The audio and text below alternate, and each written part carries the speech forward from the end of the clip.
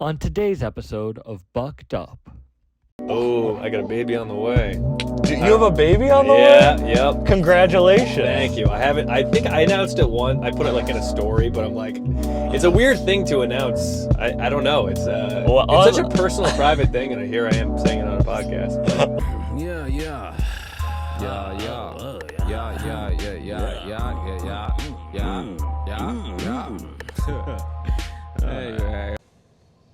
I never really thought about the legality of the driving podcast. It's like I have to wear my seatbelt. Well, if you think it's just like a GPS, That is true. you know. But I can't smoke.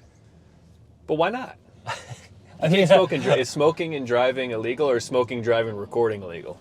I feel like Oh, driving smoking and smoking weed. Yeah, I don't Oh. smoke. Yeah, I'm talking about smoking weed. But nobody could ever test that via the internet, unless we got pulled over, and then okay. And then we have the. Yeah. I just feel like, when you're like, how the fuck did they get a recording of that? Yeah. I feel like the universe just plays into like, if you're recording some dumb shit'll happen. I know. I constantly think about that. All the stuff that we see recorded now, think about all this stuff that's not recorded, Yeah. that doesn't, get immortalized on the internet. You ever get arrested or anything? The first time I got arrested was I was. For you, you said that like you got arrested. I guess it was the only time I've been physically put in cuffs. I think I was like 19 years old. We went to a battle of the bands, and it was at a high school. And we were in the high school parking lot pre-gaming before this battle of the bands. And like, we were out of high school, but like we still had friends in high school because we were like 19, 18. Yeah. And I had a 30 rack in the trunk of the car, and we were just drinking in my car. So the cops come up to us, and they see us drinking, and they're like, actually I had my can in the cup holder. So I was like, oh yeah, that's from my dad. I took my dad around. And it's his road soda. Yeah, and the cop was like, do you have any other beers in the car? And I was like, no, I don't. I completely lied. And he's like, so you don't mind if I search the trunk? And I didn't have the balls to be like, you don't have a warrant. Like, I'm 19 years old. I'm not going to be like, you don't got a warrant for that, officer. You're drunk a little bit already. Yeah, exactly. Yeah. And then I was like, sure, open the trunk, knowing full well it's just sitting there in the trunk. And he opened it, saw the 30 rack. He goes, turn around. I was like, damn it. And he put me in cuffs, put me in the back of the squad car. And I remember the first thing I said when I got back there, I was just like, I just leaned and I was like, officer, is this going to be in the paper? I was just so nervous it was going to be in the newspaper. You're like, did you do stand-up at the time? No, I started when I was like 22, so a few years later. All right, I thought you were going to be like, all publicity is good publicity. Yeah, I know, right? But Rappers want to get a mugshot, because then they can use it to promote themselves. Oh man, yeah, now I wish it was in the paper. Comedians could use their mugshots, but comedians always get arrested for weird shit. It's never cool shit. So my special is called Mother of the Year, and it's like I talk about my mother's, alcoholism and my upbringing dealing with her and stuff in a funny way, obviously. And she did get arrested, and I talk about that in the special. And I really want to I can't find her mugshot. She only went to jail for like 30 days. But I really want to find her mugshot and sell it as merch. That would be a hard t-shirt, is your mom's Is my mom mugshot. just this middle-aged white woman with a side ponytail and a tan? Is she still around? Yeah, she's around. She's But you can't ask her for it. I probably could. If I told her that I was going to split the profits of the merch with her, I think she would. I think she would be down to share that photo with me. Yeah, you're like, I'll give you a little bit of money. You'll be part of it. That's crazy though. Yeah. Damn. Did you have so you had a wild upbringing? I mean, I feel like it's on par with a lot of comics' upbringing. I pretty much say like most comedians, both my parents are alcoholics. That's like a prerequisite to do this job. I don't know if your parents were, but I feel like a lot of comics have that. It's a very common origin story. It's funny. I feel like the people who are the best, I guess that's not true. Very few comedians had good childhoods. And usually if you had a good childhood, you are a good joke writer. If you had a good childhood? If you had a good childhood, you're good at writing setup punchline, really. Sure, okay. If you had a bad childhood, you're more trying to sell your personality. Yeah, you have to I feel like if you had a bad childhood, you kind of need this. You kind of need it's not a matter of if you're going to do comedy, it's like when you're going to start comedy. You need the attention.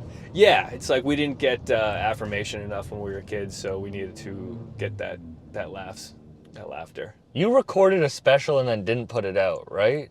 And then this is your... Yeah, well, at first I recorded it. I was gonna do it. I was featuring for Normand one weekend, and I ended up like hiring this team to. And that's where your special's gonna be on his. I just want to promote it so people know. Yeah, where absolutely. To find it. It's actually October 19th, so tomorrow. This is probably gonna come out after, but it's on Mark Normand's YouTube. It's gonna be Mark Normand Presents Doug Key Mother of the Year. Which is awesome because I have no YouTube following at all. So this is like my version of Comedy Central, is him, using his platform to show his fans, which I'm actually more excited about than like getting. You're the Drake to his Lil Wayne. Sure, sure. Yeah. I was also in a wheelchair on a Canadian show. So anyway, you were talking about how you had. Yeah, I recorded it, and I was gonna do it. I recorded 4 feature sets, and I was gonna splice it all together, but something ended up happening with one of the cameras. So I was like, you know what, I'm gonna redo it. And Corey at the Comedy Connection booked me to headline the Comedy Connection for like my first full headlining weekend, and I'm like, you know what, I'm gonna do it now because, I'll be able to do like the full hour, 4 different sets. So I recorded one night, 2 shows. And it was good. I lost my voice on the second show, which wasn't fun. Really? So that was which kind of sucked. So How? In this special, I don't know. It was like the first show was great. It was hot. The second show was awesome. But as soon as I went on stage, I was like, "Hey, everybody, how's it going?" I love how usually you have to worry about your outfit being the same. Whatever. I know. You had to worry about your voice sounding the same. I didn't even think that was a possibility. I'm like, I perform all the time. I've never lost my voice. But I think I was just like running the hour so much before the recording that You're also not really a yeller. I'm not, no. It's not like you yell a lot on stage. No, I don't know. It was in November. It was last Thanksgiving I recorded it. And maybe I was getting sick. I don't know. But yeah. No, it was good. I'm definitely happy with it, although like it's one of those things where I've been going back and forth with the editor for so long that I'm like, I hate it. Well, you've been sitting on it for a year, and a year in comedy time is like, it's like dog years, I know. Like you perpetually always get better, so you're, like you send a clip from a year or 6 months ago, you watch it, you're like, I'm a totally different comic now. Yeah. And also, I fell into the curse that happens every time a comic releases a special, is I'm like thinking of new tags to jokes that are already on wax, which kind of sucks. I'm like, you like AI a tag into the joke. You're like, why did it just go weird for a second? Yeah, I thought of I'm like, oh, I could put this new idea into that. Ah, shit, it's already on the album.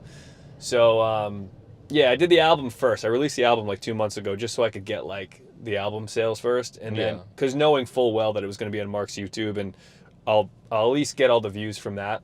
But, so a lot of people do the special first and then the album later. Yeah. But I just wanted that stupid screenshot of getting to number 1 on the iTunes charts. That's pretty cool, though. Yeah, I lasted 24 hours there.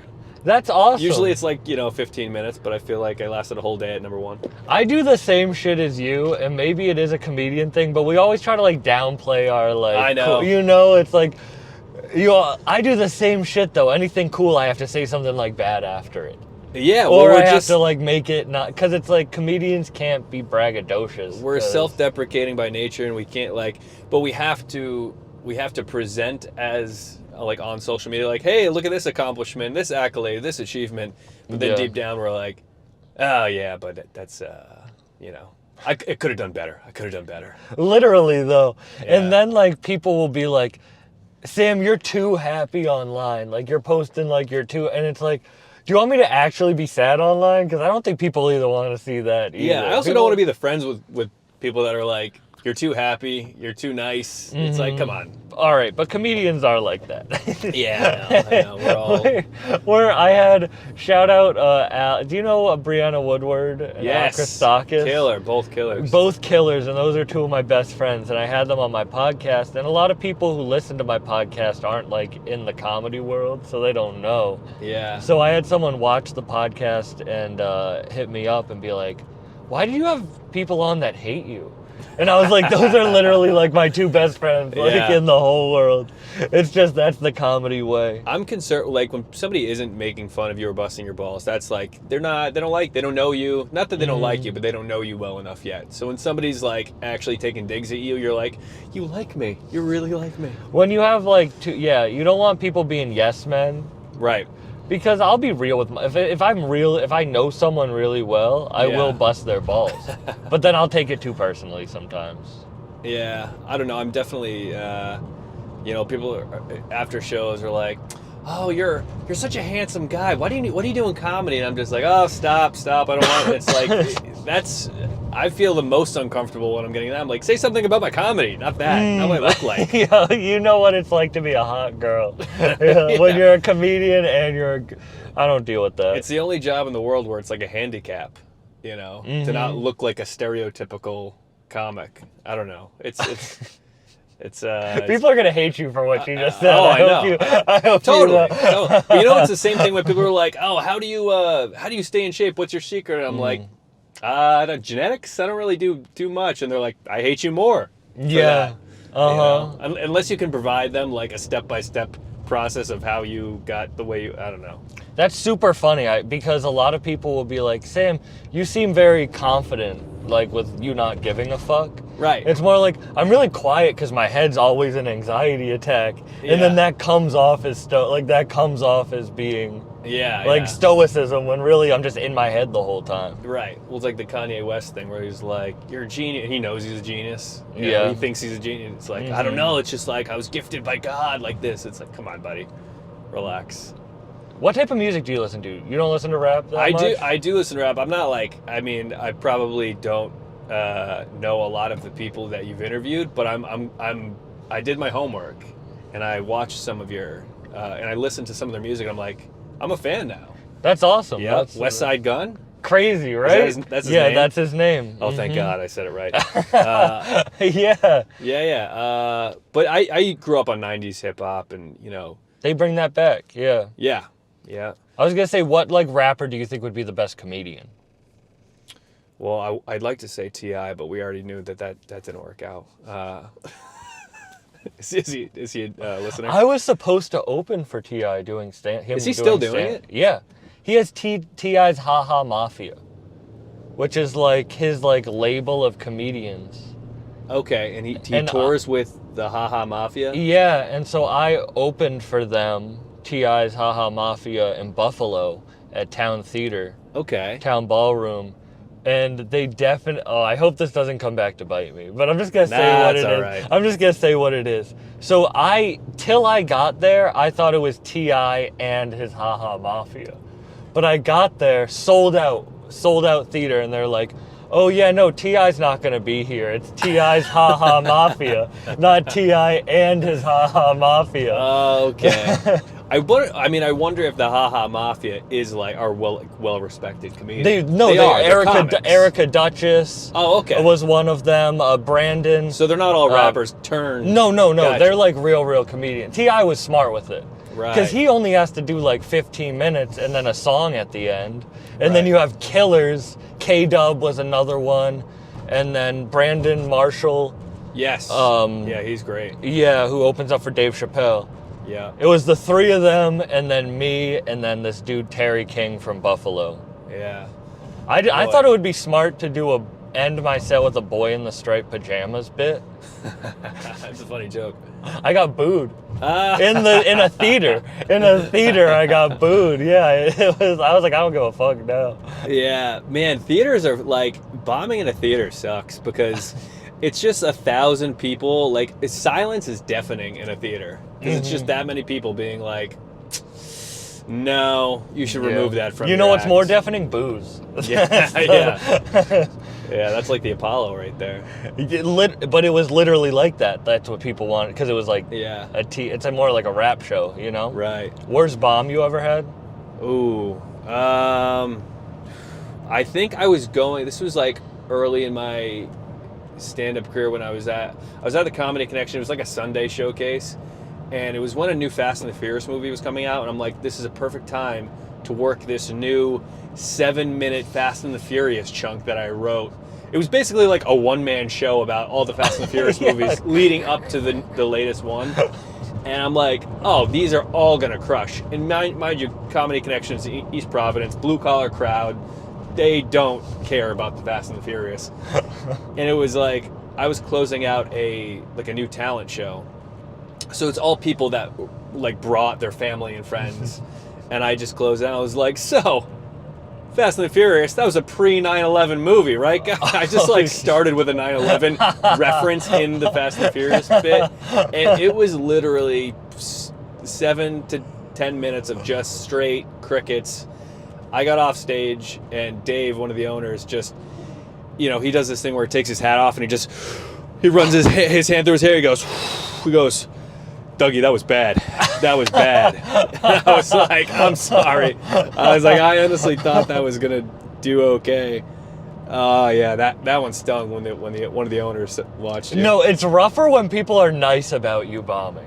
Yeah. When they're like, yeah, that was tough. Like, you'll get them next time. You feel worse about it. Well, that's what I love about stand-up is it's okay to bomb like a joke because you can just bring it home by saying like, that one didn't work, and it's endearing. Like the crowd is even more on your side if you're self-aware that one joke didn't work. But you only get a free pass once in a while. You can't just do that consecutively. And like, that's what I think is better about stand-up than improv is like I can stop and be like, that one bombed, that one sucked, and they're all like, he knows that would suck. But like improv, you can't just stop a scene with 8 people and be like, hey guys, this is fucking you have to stupid, go down right? with the ship in improv. Wait, what town are we in right now? That's a great question. All right, we just passed the Liquor Basket. It was a liquor store on our right. I feel like we're in Cranston. Okay, so the Liquor Basket, which is a store, I guess, in Cranston, Rhode Island. I just had deja vu, but I didn't want to cut off your story. I was once, we'll pretend it was 7 years ago, that I was buying mushrooms.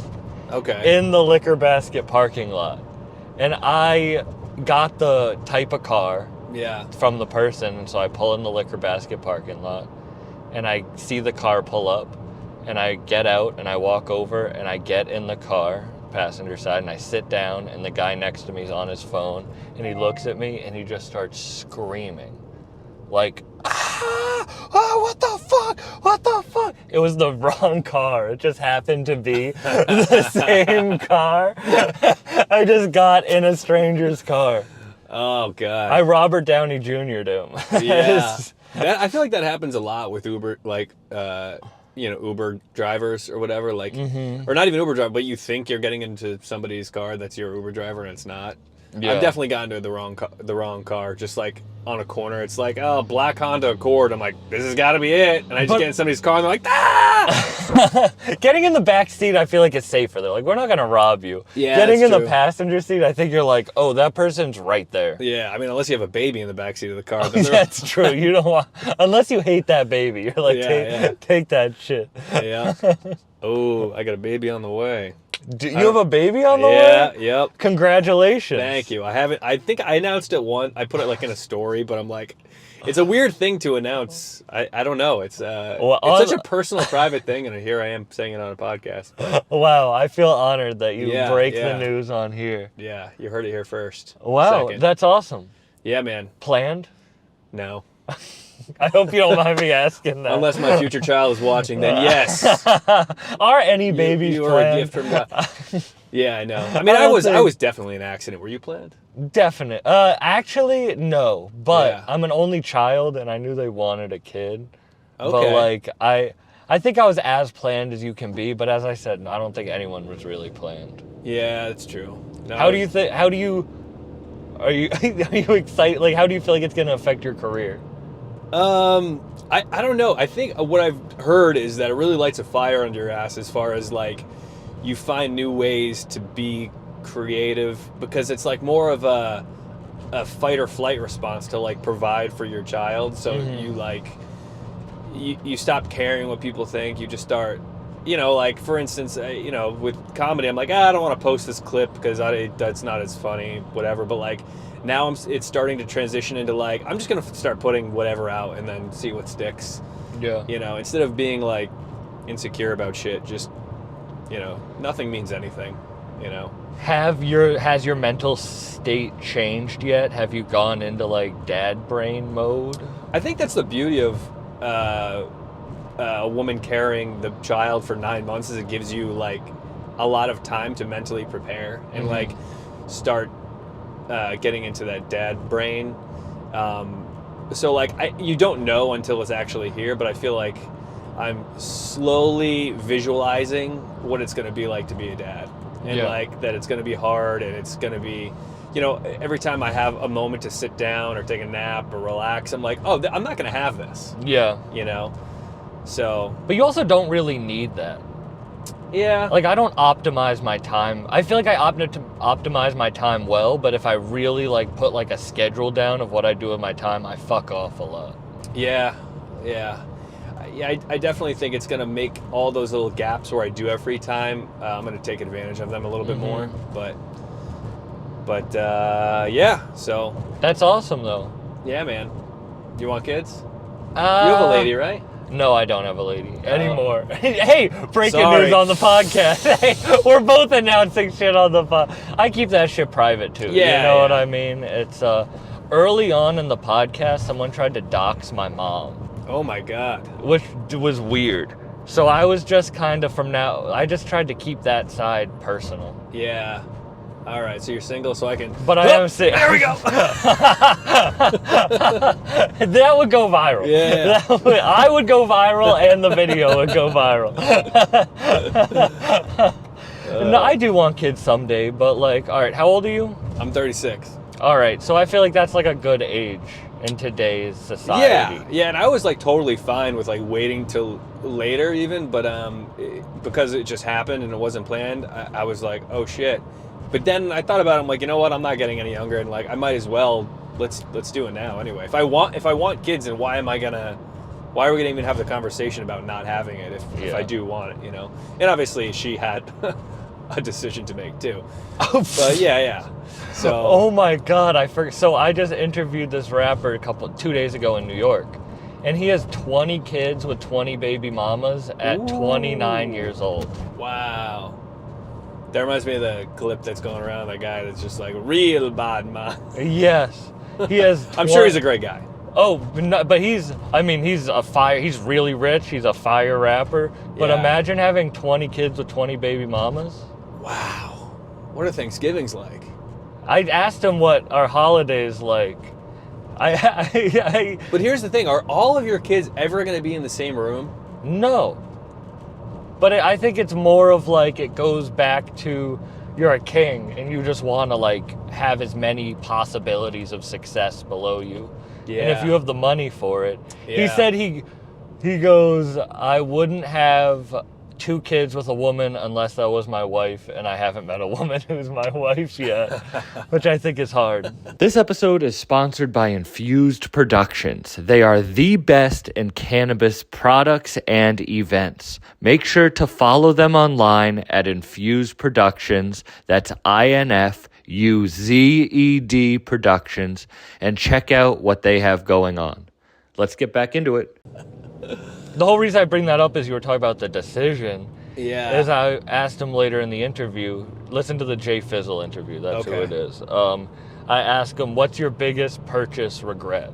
Because he has big chains, diamonds, grills. I thought it would be like a Hellcat. Yeah. And his biggest regret purchase is he had to pay for 1 abortion.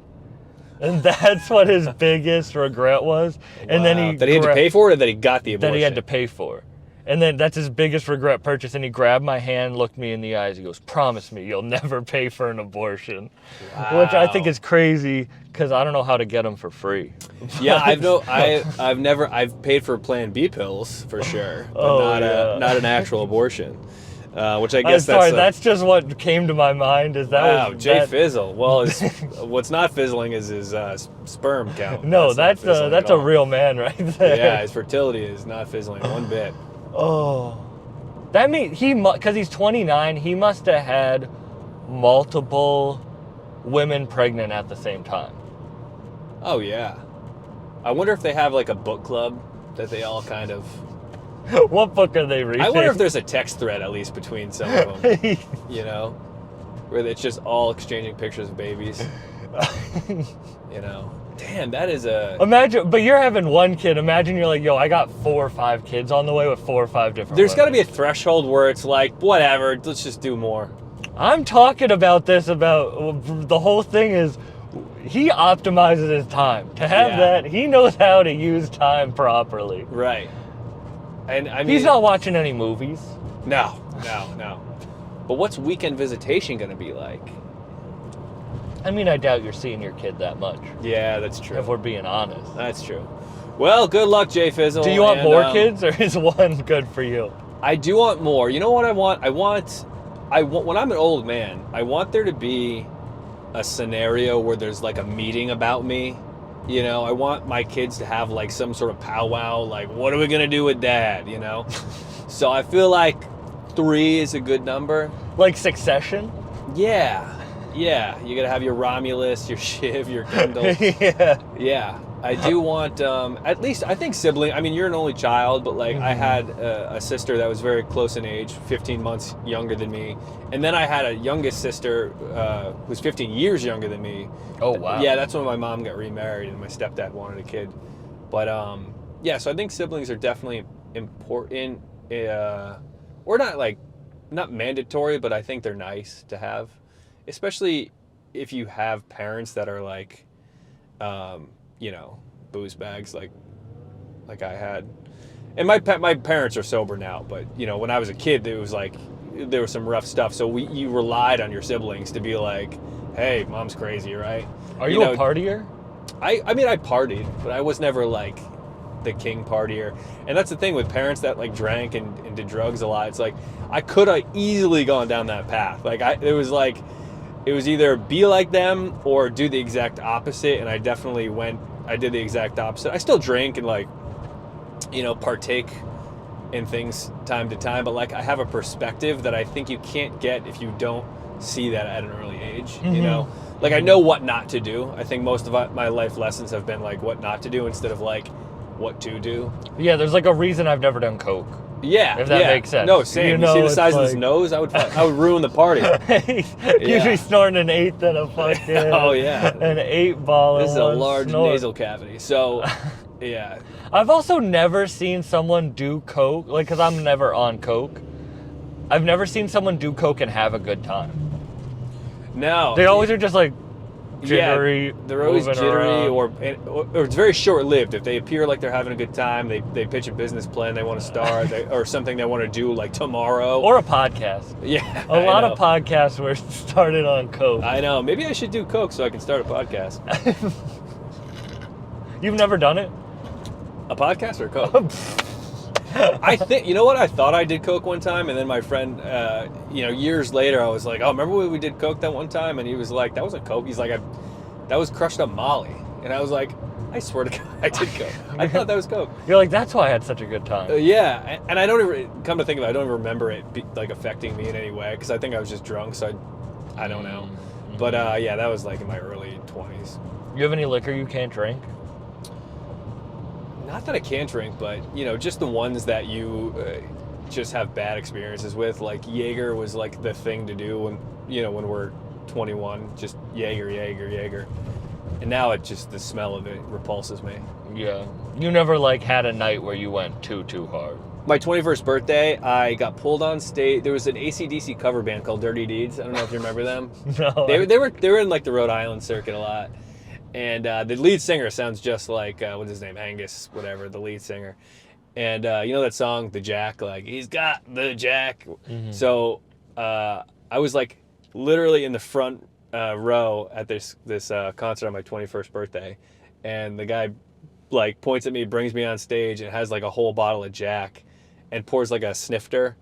And then I just, like... He only wanted me to take a sip because he was going to bring up like more people to like take a sip, and I just chugged the entire snifter of Jack, and it was just like there's a picture of me on stage with the AC/DC guy, just like and the AC/DC cover guy, AC/DC cover band guy, and then we were in a limo that night because my parents got me a limo. They like pulled together on it, and I remember having the wherewithal, being that drunk, to be like, I can't throw up in the limo or else they're gonna get charged for it. So I had to tell the limo driver like 6 times to pull over, and I just threw up in people's yards.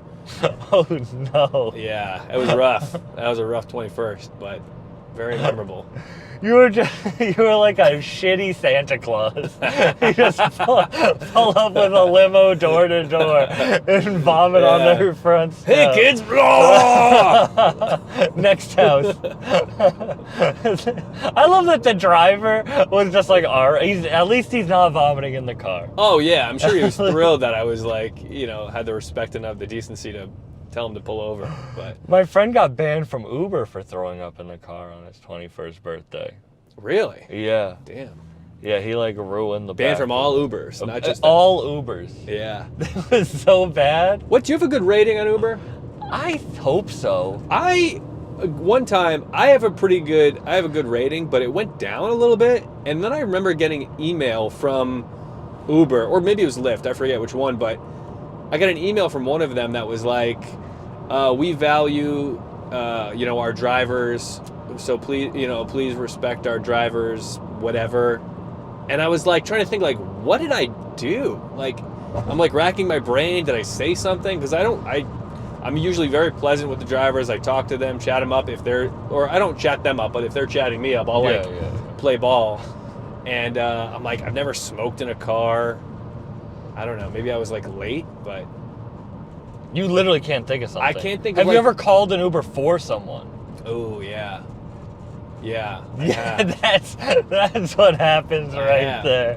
Which is weird because like you feel like you're doing the good deed by calling an Uber for somebody else, and then you get the. Because if you're calling an Uber for someone, they're probably fucked up. Yeah. And then the worst thing to do is be fucked up in an Uber. I know. It's kind of like when you reserve like a hotel room for somebody, like for the festival that I run. I'll like reserve hotel rooms for like the headliners or whatever, and I'll make sure to call the hotel ahead of time, be like, look, I'm paying for the room, but make sure you get incidentals from them. Cause smart. Yeah, because I'm like, smart. Because I've done it before where like a comic like smoked in the room, and and then it gets back on me, and then they try charging me, and I'm like, I didn't smoke in the room, that was that guy. So you know what you got to do? This is for people listening. This is Danny Brown's trick. Okay. Burn popcorn in the microwave. Ooh, it's smart. And then it'll cover the smell. Okay. And also it's like a good alibi too. Exactly. Like, it was burnt popcorn. Even if it does smell like weed or cigarettes. Yeah, you're like. But then they charge you for the microwave that you destroy. Yeah, comedians don't really give a fuck. They will smoke in that room. Yeah, that's like the Motley Crue version of a comedian's nightly partying is just burning popcorn. I fucked up one hotel room. Like in Vegas. Like fucked up rockstar style, or just like partied and other people fucked it up? No, like drunk throwing up all over a hotel room. Oh wow. Like all over a hotel room. Oof. I've only gotten that drunk 2 times in my life. I ruined the hotel room, and then I went to party at UMass Amherst when my friend went there, and I was still in college, and we drank a whole bottle of tequila. And I guess they had broken into one of the like campus buildings where all the classes were being held, right. And they were throwing a rave in one of the classrooms. Right. So I was fucked up in this classroom raving, and I'm like, oh, I'm gonna throw up. So I just run out into the hallway and start going at doors. Yeah. And I open up a door and just throw up everywhere. And my friend comes in and turns on the light, and it was a teacher's office. I'm not painting myself in the best light, but that is a true story. That was like the Nancy Pelosi's office of the January 6th. Literally, yeah. And it was Friday of a long weekend, so that vomit just like sat there. Yeah, just like, fermenting. Because right after that, they were like, public safety! Oh, yeah. I don't get people who are like, I wish I could go back to college. Oh, I went to community college, so I never really had like the college experience that you see in movies and porn. But movies and porn. I mean, that's the only like introduction I had to the college dorm experience. Is just this facade of like which never happened. No, which never happened. I loved.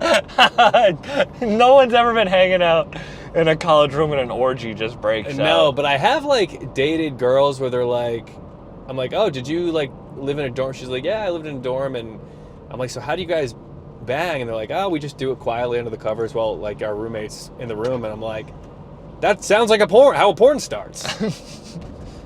But yeah, I went to community college, so I was partying college age, but I wasn't like going to these big frat parties. It was like literally, going to a 35-year-old man's house when you're 18, 19, and you're partying with like full-grown adults that pay child support. Yeah, that's when the real orgies break out. Yeah, yeah. That's what I feel. I feel like community college is where the real porns happen. Yeah. Not the hot porns, but the ones that you're watching. Yeah. And you see and you're like, oh, what the? This is what real people fucking look like. That's when the cops show up to those parties and everybody's nervous for different reasons.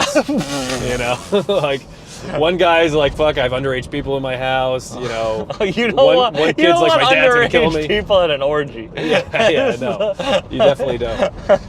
Yeah, but there was a bar, like when we were in high school, like seniors in high school, there was a bar that had like $1 beer night that we'd all go to. And the bartender, like, nobody carded anybody, Oh, yeah. I had a shitty ass fake, but I got in some places. They know when it's a fake, it's just do they care or not. Yeah. I mean, usually when the bouncer's like a local and he knows you, you're like, all right, just go in. Yeah. You were just over in Europe. Was that crazy? Oh, Europe was nuts. Yeah. Speaking of, drinking age is definitely younger over there. But it's wild seeing like kids at a bar, like, or, college age. Mm-hmm. But it's alarming. You're like, where are your parents? But yeah, it was crazy because like, Mark Norman's fans are, they're wild. Ever since he started doing Rogan, his fan base is like really expanded into different demographics, so they're pretty intense, to a point where like after the shows we're like hopping in an Uber and there's people like waiting out in the back, like waiting for him to come out and like sign autographs and take pictures and stuff. So he's at a phase in his career that we didn't really anticipate. That's awesome, though. No, it's great. How did you guys link up in the first place?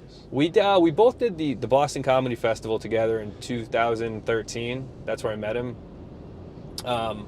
I was probably like 4 years into comedy. It was like right before I moved to New York. So like, I had like a 10, 15 minutes, and he was like already had one Conan under his belt. And he was in the same, contestable, if you will, that I was in. So I didn't make it past the first preliminary round, but he made it to the finals, and I went to the finals to go hang out. And it was like the Somerville Theater or something like that in outside Boston. And the guy that ran the festival was like, hey, one of the finalists, this guy Mark Norman, is going to be showing up soon. Can you just like go get him at the entrance and bring him back to the green room? And I was like, sure.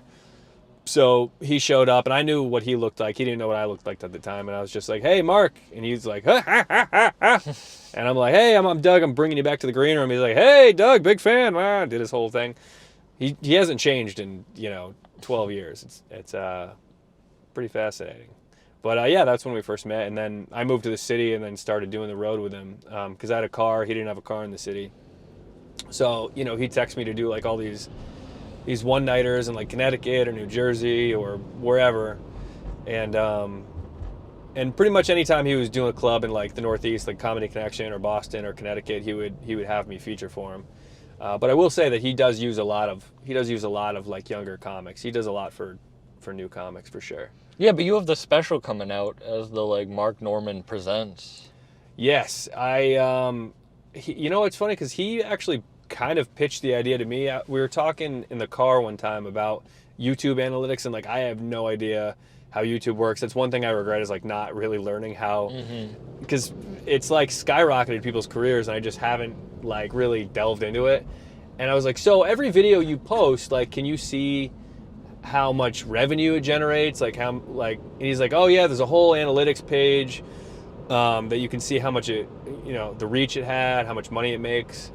And he's like, for example, if I put your special on my YouTube, I could see how well it does. And I was like, kind of had this internal thing of like, that's crazy. That'd be weird if you did that. And I like took a few days to think about it, and I finally texted him. I'm like, hey, remember when you brought up that idea of putting my special on your YouTube? I was like, what are the odds you would do that? And he just responds, let's do it. And yeah, so I've been working with his tech person to get that going, and it's gonna be premiering tomorrow night. That's so smart too. I don't get, comedians were so cutthroat for so long that they didn't want, like, I feel like they didn't want to help. Like, there weren't like gangs of comedians.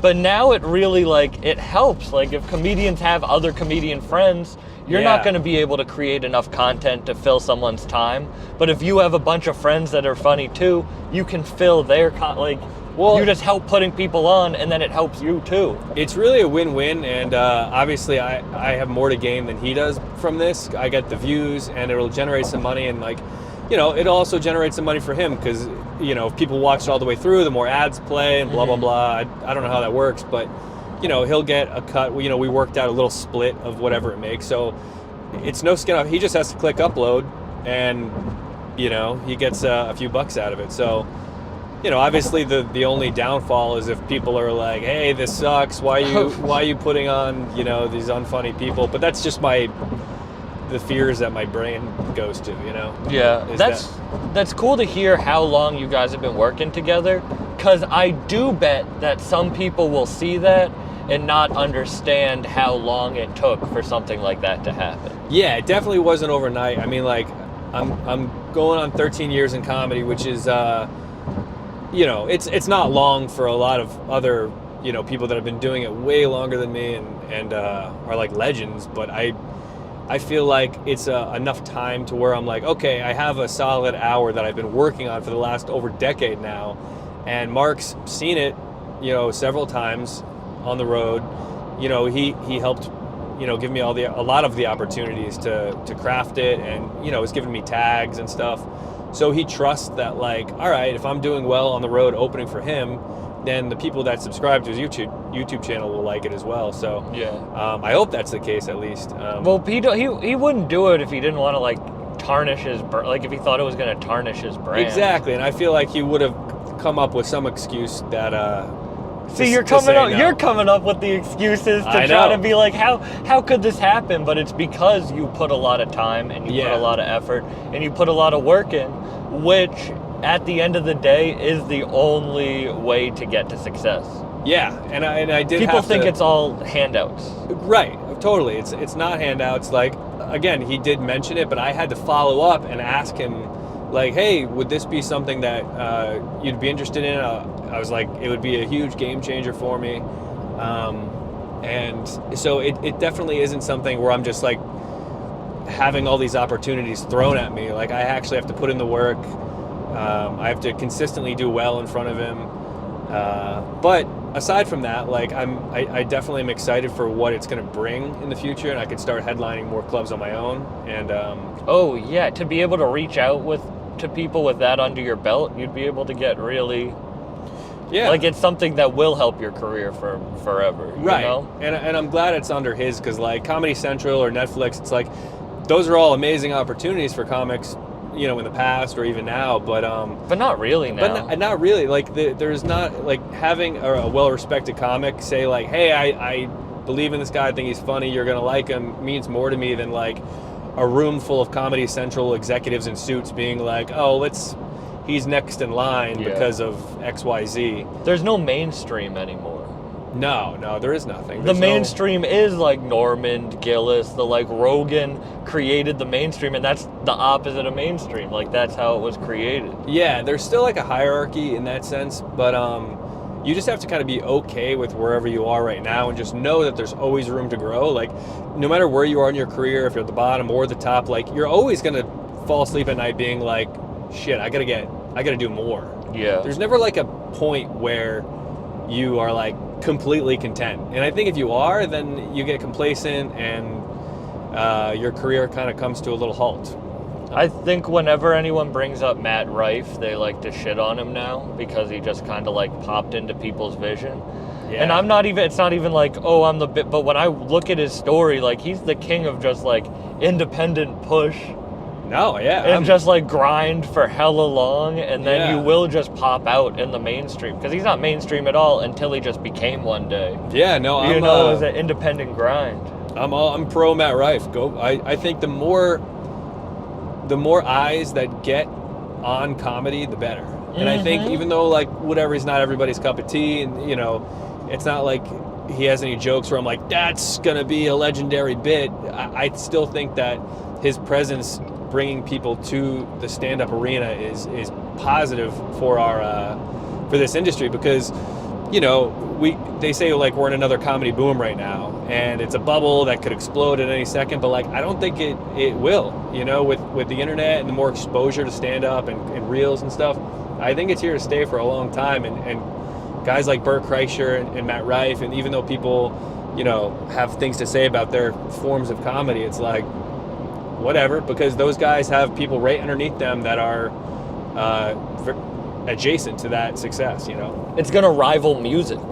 I Yeah. really do believe that. Like, music as an art form, it became an industry. Right. Like, comedy wasn't an industry before. And I Right. guess with that, we create the mainstream, you know what I mean? But Yeah, I think, it like- does. One of my biggest compliments I ever get is when people come to my show and they say, this is the first comedy show I've ever been to. Yeah. Because they're a rap fan, but they're like, oh, I'll check out a comedy show. Yes. And then they become fans of comedy as an art form. It's like, Yeah. oh, that's dope as hell. Like, Right. it needs more eyes. It's funny you say that, because I feel like comedy is to music now what like video games are to movies. Like video games are generating more revenue than you know, movies, and now it's like comedy is also, not saying generating more revenue than music, but it's getting a lot of eyes with podcasts, with stand-up clips. So yeah, there's definitely crossover between both. I mean, I think I'm a prime example, and I don't have a huge following, but like I get a good amount of listeners, and I've been able Yeah. to sell tickets. Where it's like I was just a comedian. I still live in Fitchburg. Like I was just a comedian doing Yeah. it, and then the podcast got eyes on me for people who wanted to see comedy. Yeah. and it was like allowed me to go headline House of Comedy in Detroit. Right. Well, you've Or, been like, a funny comedian for a long time, but once the podcast takes off, then people start having this kinship with you. Like they see me as a person. They see you as a person. They feel like you're their friend. They're going to come out and support you because you're their friend, even though you don't know who they are. But you know, you're a guy that's going to look at your fans like they're your friends too, because you're grateful, you're appreciative of them. And I'm grateful this foliage. Damn, look at this. It's beautiful. Sorry, back to you. No, content is king, and Yes. I think that's it's not even to talk about me, but I'm saying that just so people. We're filming on an iPhone right now, Yeah. with $300 Rode microphones. I know. I Like, keep forgetting that I can look at you in the screen and talk to you in the I know, screen. And I'm just I know. like over Well, here, I'm like looking at the driving, foliage. so I was and- like, Yeah. I'm just, but I think like content is king. You're talking about like now that you have a kid on the way, you just want to put it out. I think just to have shit like this, you never know what's gonna go viral. You never know what's gonna get you content. Right. People need to see your personality. So you can't just do whatever. If you have an Yeah. iPhone and $300, or not even, you don't even need the expensive microphones. You can just start creating content. Yeah. And hopefully that will lead you to a place where one day, I had the dumbest clip I ever posted get 12 million views on Instagram. I mean, Dumbest clip ever. It's about Mario. I Yeah. have a rap podcast, a clip about Mario got 12 million views. Like, you Yeah. never know, you know? oh my God. I really do see things online. I'm like, what is this? And it's got like 1 billion views. And I'm like, instead of sitting there and questioning why something hits the algorithm or rides the wave, just do your own version of that. But if you have a certain standard and you think that that's not up to par, then create your own standard and just put it out, you know? If you go back and watch any of those like early 2000 comedies, the hilarious ones, the Superbads, the Pineapple Expresses, Yeah. Blades of Glory, Dodgeball, any of those, Yeah. if you watch them, you're like, it's so dumb and easy to write that it's not easy to write. It's not easy to write. Yeah. But it's like, those were just people being like, let's be funny no matter what. Right. Let's be funny, or even older, like Airplane. Yeah. I love that movie, and it's just like, let's be dumb and funny no matter what. Yeah. And I think social media kind of held people back from just being like, well, fuck it, I'm just gonna do whatever. I'm just gonna sell whatever because it will work. Yeah, that's true. I think the age of those movies is definitely over as far as getting away with some of the stuff. Like, you can't do Airplane now. You can't do Old School now. Like with PC culture, it's like I don't think that you're gonna see another blockbuster comedy in the movie theaters for a long time. And even the ones they've tried recently are like all remakes or sequels to try to like harness that nostalgia. But podcasts and comedy, that's like filling the void of these comedy movies. Like there's Judd Apatow, that whole gang, they're like listening to podcasts. They're like fans of I see people post podcast clips and like all these like comedic actors liking them and commenting on them.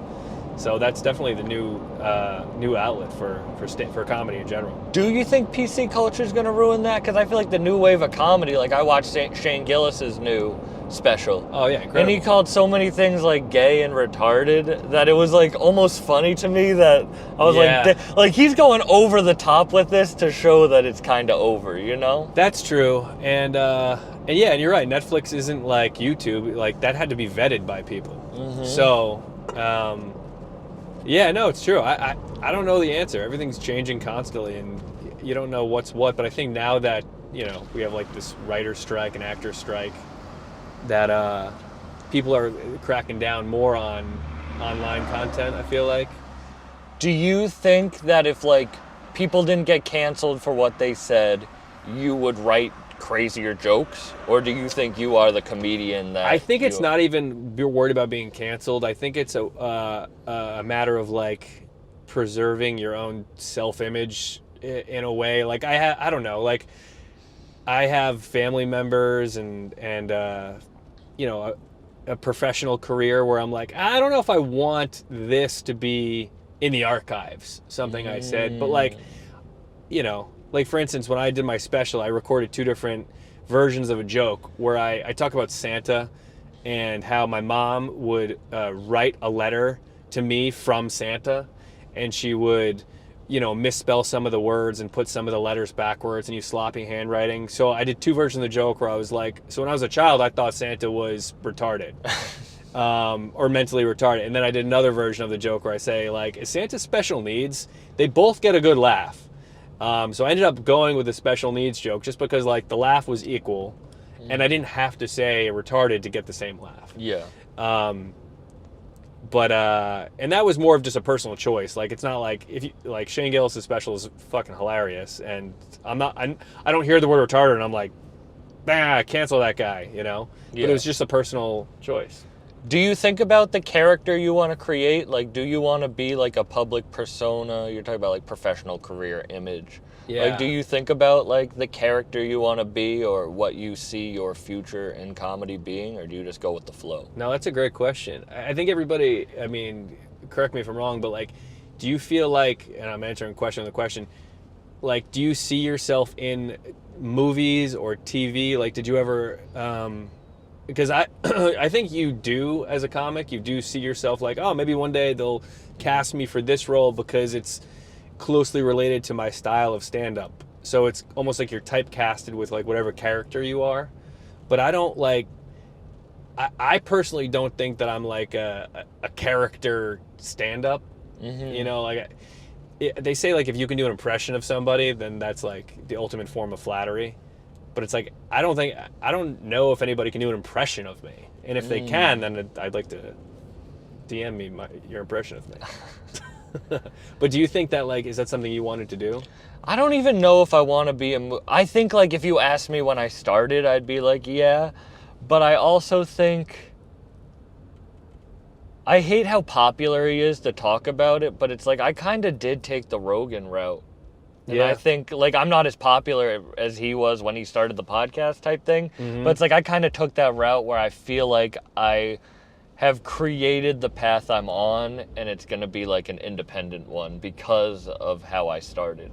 Yeah. You know, the beginning always represents the end, I feel. Right. Like how you start is how you finish type shit. And I think because I said like fuck everything, I'm just gonna do it my own way, that's kind of the shit I'm gonna have to be on forever. Yeah, and there's something to be said about you maybe writing your own pilot or you know, producing your own movie one day. And I think that in the same token of people making their own YouTube specials and their own podcasts, like, you know, there's tons of comics who are making their own sketches and then getting picked up for movies from their sketches. Yeah. You know? But I'm like a weirdo. I like a super niche version of like ultra gangster rap. Yeah. I like I'm a big like proponent of psychedelics. Like my comedy isn't something that Comedy Central would be like, oh, this is something we really want to promote. Like I kind of just go with what I want, which I think will be a longer journey. But yeah, I don't think I'm gonna ever get picked up. Like maybe if I write my own movie, but I think I'm gonna have to create my own audience. I don't think a producer or someone's gonna pick me up and give me an audience. I mean, I can already see like a meta version of a documentary about you interviewing rappers and like just you like in these like studios. I think that's a funny premise in itself. It is, yeah, 100%. But you need financial backing, and you also need to be a little bit malleable, I feel. Yeah. Like I'm I feel like, I don't know how you see yourself, but I feel like you're a normal person. Like you can live not a normal life, but like you're not like a crazy person.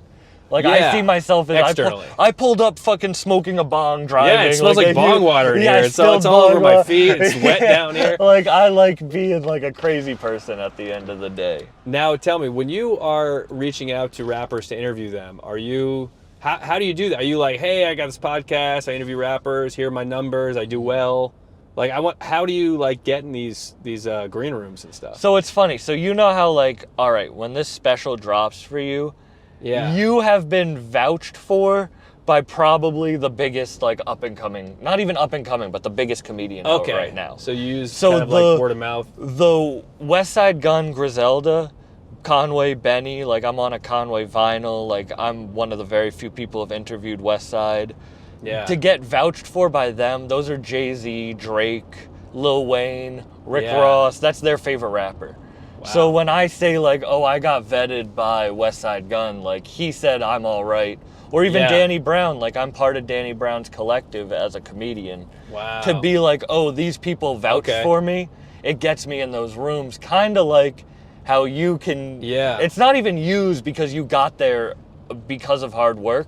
True. But it's like you got vouched for somebody that's been vouched for everybody, so it gives you a little bit. It's like a little token, sure. Exactly. Sure. It's something on your resume. People are stupid. Yeah. People think you're name dropping, but if you're in the business world, you name drop the company you work for. But that's also what every credit logo is on a comedy poster. Literally. As seen on Comedy Central, this guy had 1.5 seconds in a Comedy Central commercial.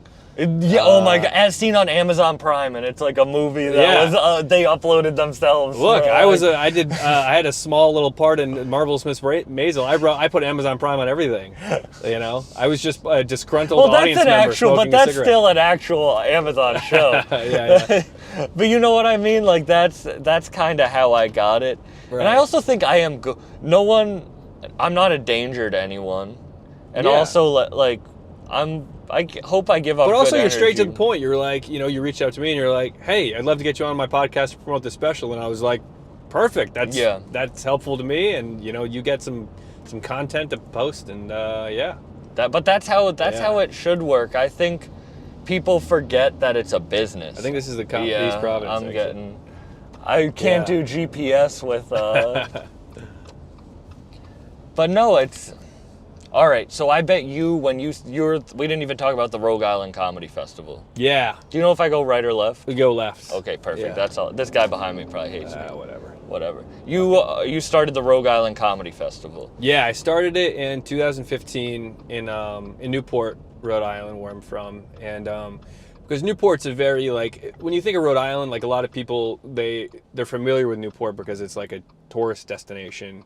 People come for weddings, for the summer, for the beaches, but there's no stand-up scene. Providence, where we are now, is like the closest comedy scene, And I used to produce a monthly show at this little like black box theater that sat like 90 people, BYOB, and I would sell it out every month, once a month. And one month I was like, you know what? I already sold out the show. Let's try to do 2 shows. So I sold out 2 shows in a weekend, and that gave me the idea. I'm like, why don't I just do like an annual festival? That way I don't have to do a monthly show. Because I'd moved to New York at the time, so I'm like, I'd rather just do a fest. And we tried it once in 2015, and it was well received by the community. And you know, I got Norman, I got Sam Morrill, Mike Cannon, Sam J. I had all these comics come up for the first one that are now like unobtainable for a small festival. But yeah, we just kept it going every year. We did it, you know, invite only for like 2 or 3 years. Then we finally opened it up to submissions because we were getting inquiries from all over the country as far as people trying to get in. So, you know, we had to do that whole process, but it's been great. And we're trying to get, you know, at least one or 2 big names every year just to like stay on the map, you know? Yeah. But you must have had to learn how to be a businessman to run something like that. Yeah. That's not just off a passion. No, and you it's 2 different brains of like being a comic and then being a producer, because you know, like, you know, I'm a straight white guy, and as a comic I'm like, you know, there's not a lot of opportunities out there for us as much as there used to be, you know, because I'm like, so that's like my comic brain. But then as a producer, I'm like, I have way too many white guys on the show. I gotta put, you know, so it's like I'm doing the exact opposite thing that I'm like, you know, paranoid about. But yeah, no, so being a producer and being a business person, like I have to talk with the venues, I have to negotiate bar sales and all that stuff, and I have to work with the sponsors about like, you know, sponsorship fees. So you do have to be like a salesperson also. Well, you also can't be like shorthanding yourself. Right. You can't. You have to actually be like, no, this is what I am. This is what I have. Yeah. And that's what I'm talking about. Is you kind of need that in comedy too, even though it sucks. Yeah. To be like the businessman, you know. It does suck. So I'm like, I try to step away from like, I hire people to do certain things that I'm like not that good at, and I also do want to like separate myself from being like the booker of it. So like I have other people watch all the submission tapes, and they just send me all the ones they choose, and I can like cherry pick. I'm like, all right, this guy's good, this girl's good. Yeah. So watching submission tapes, it's brutal. Is probably the worst. It's labor, and that's why there's fees, because it's like legit, like it's a lot of work. So what's the worst submission tape you've ever gotten? Somebody reviewing weed in their living room. I'm not even kidding. All right, you don't have to give mine. Yeah.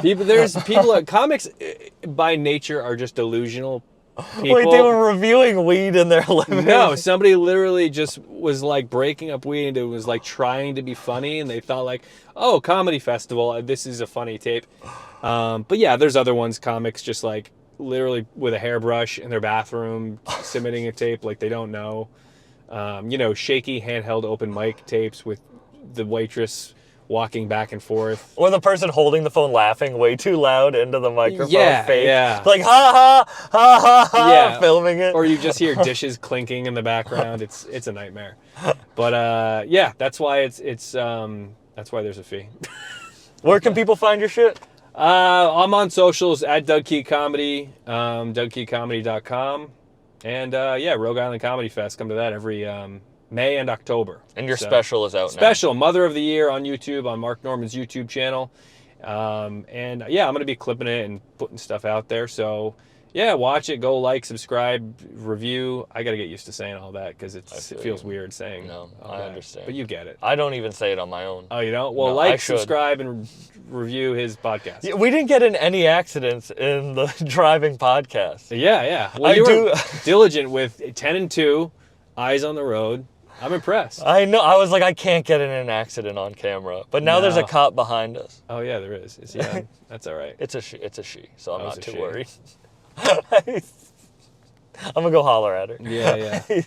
All right, like, subscribe. I'll say it on this one. Check out his special. Please. Go to Rhode Island. Yes. Yeah.